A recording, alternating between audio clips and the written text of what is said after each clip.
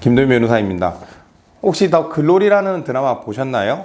저도 거의 밤을 새다시피 하면서 봤는데 학폭 문제 참 심각합니다. 저희 사무실에서도 학폭과 관련해서 몇 건 다뤘었는데 이 부분에 대해서는 차후 기회가 되면은 한번 영상을 통해서 말씀드리도록 하겠습니다. 근데 이 드라마를 보면서 한 가지 의문점이 생겼는데요. 어떻게 보면 변호사의 직업병 같은 건데, 과연 예솔이는 누구의 재산을 받게 될 것인가? 였습니다. 드라마를 보신 분들은 아시겠지만 이런 표현이 그래도 될지 모르겠는데 드라마상 표현이니까요. 나이스한 개새끼 하도영과 동훈이의 꿈 박연진이 혼인을 하였습니다. 법률상 부부죠. 그리고 예솔이를 낳았습니다. 그런데 나중에 예솔이가 하도영이 아니라 그냥 개새끼 전재준의 자녀라는 것이 밝혀지게 됩니다. 물론 드라마에서 이제 전재준이 사망하고 하도영과 하예솔이 떠나고 이렇게 이혼을 하게 되고 이러면서 정리가 되는데요. 여기에는 상속법적인 쟁점이 숨어 있습니다. 일단 예솔이는 누구의 자녀일까요? 우리 민법 제884조에 따르면 아내가 혼인 중에 임신한 자녀 혹은 혼인이 성립한 날로부터 200일 후에 출생한 자녀는 혼인 중에 임신한 것으로 추정이 되고요. 그러면 남편의 자녀로 추정이 됩니다. 예솔이가 언제 태어났는지 정확하게 알 수는 없지만 혼인 이후에 출생한 것으로 보이니 일단 예솔이는 하도영의 자녀로 추정이 됩니다. 실제 가족관계 등록부에도 그렇게 올라가 있고, 그래서 성도 하예솔이겠죠. 만약 하도영이 예솔이가 본인의 자녀가 아님을 알고 친자관계를 끊고 싶다. 그렇다면 하도영은 그 사유가 있음을 안 날로부터 2년 내에 친생 부인의 소를 제기하여야 합니다. 이 친생 부인의 소를 제기하면요, 유전자 검사 등을 통해서 친자관계가 없음을 확인하고 판결에 따라 친자관계가 끊어지게 됩니다. 그러면 예솔이는 어떻게 되느냐? 이 경우 예솔이는 그 친부인 전재준을 상대로 인지 청구를 할 수가 있고요. 혹은 전재준이 예솔이를 인지할 수도 있습니다. 그런데 문제는 전재준이 사망을 했습니다. 이 사망한 경우에는 어떻게 될까요? 이 생부나 생모가 생존해 있을 때는 이 인지 청구의 청구 기간에 제한이 없습니다. 언제든 할 수가 있는데요. 이 생부나 생모가 사망한 경우에는 그 사망을 안 날로부터 2년 내에 검사를 상대로 청구를 해야만 합니다. 그러면 전재준의 친족들과 예솔이가 유전자 검사를 해서 친자 여부를 확인하고 친자관계가 인정이 되면 예솔이는 전재준의 자녀가 되고요. 이 경우에는 예솔이는 출생 시 태어났을 때 소급해서 효력이 생기니까 상속인이 되고, 당연히 전재준의 상속인으로서 상속 재산 분할을 받을 수도 있고요. 그 전에 상속 재산이 다 분할이 됐다면 상속 회복 청구나 유리분도 할 수 있게 됩니다.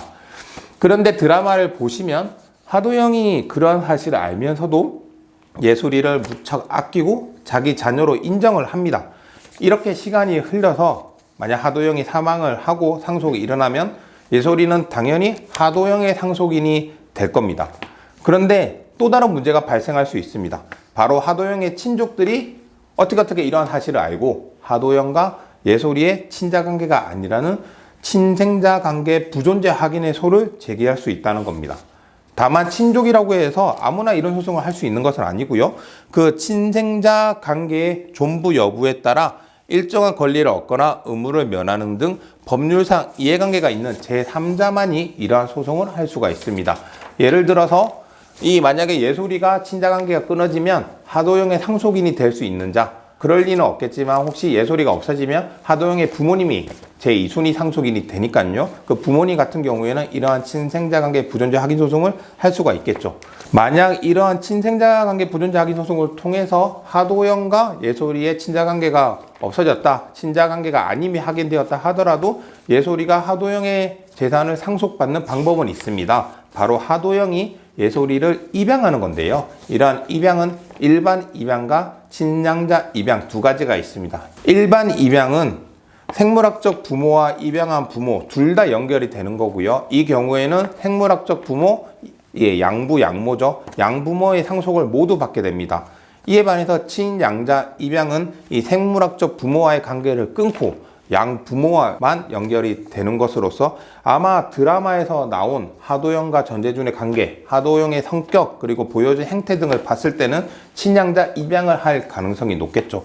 그렇다면 그냥 친양자 입양을 할 수 있느냐? 여기에도 또 문제가 있습니다. 바로 친양자 입양을 하기 위해서는 친생 부모의 동의가 있어야 하는데요. 이 경우에 하도영이 예솔이를 친양제 입양을 하기 위해서는 전재준의 동의가 있어야 되는 거죠. 하지만 드라마에서 전재준은 사망했습니다.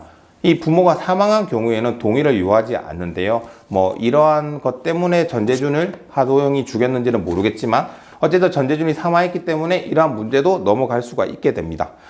이렇게 정리를 하면은 결국 현재 상황, 이 드라마가 끝낸 상황에서 하도영은 예솔이를 본인의 자녀로 인정을 했고 아직까지 그 친생 추정이 되기 때문에 하도영이 사망했을 때 예솔이가 하도영의 상속인으로서 상속 재산을 받게 될 거고요. 만약에 그 친생 관계가 끊어지게 됐다. 그런 경우에 예솔이는 전재준을 상대로 인지 청구를 해서 상속인이 될 수 있다. 이러한 점 말씀드리고요. 재미로 본 드라마인데 저희가 너무 파고들어서 뭐 예능을 다큐로 보냐 이런 비판을 하실 수도 있을 것 같은데 변호사의 직업 병상 그냥 한번 재미로 이 상속법적 쟁점이 이 드라마에 숨어 있었다 한번 알아봤습니다.